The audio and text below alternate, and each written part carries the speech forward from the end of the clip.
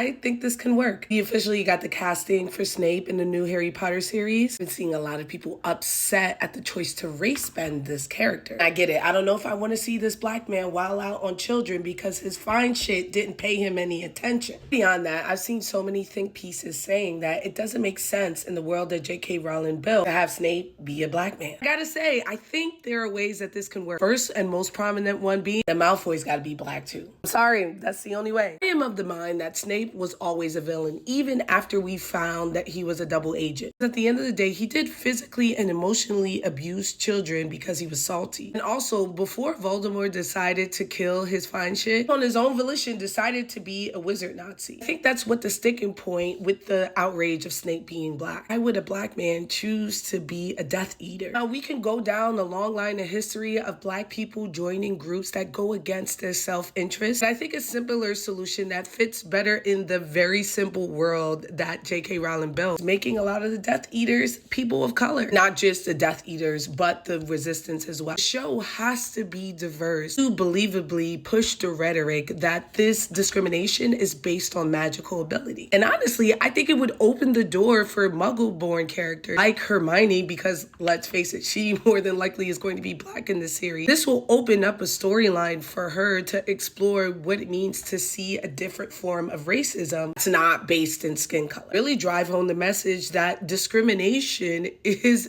dumb and arbitrary. We see something very similar in like the X-Men series. We see prejudice and xenophobia against the X-Men themselves. Then the mutants, who are people of color and women, have to explore different forms of discrimination. And I think there is room for a very interesting story there. If anyone could do that story, I honestly put trust in the people who made Lovecraft Country and Watchmen.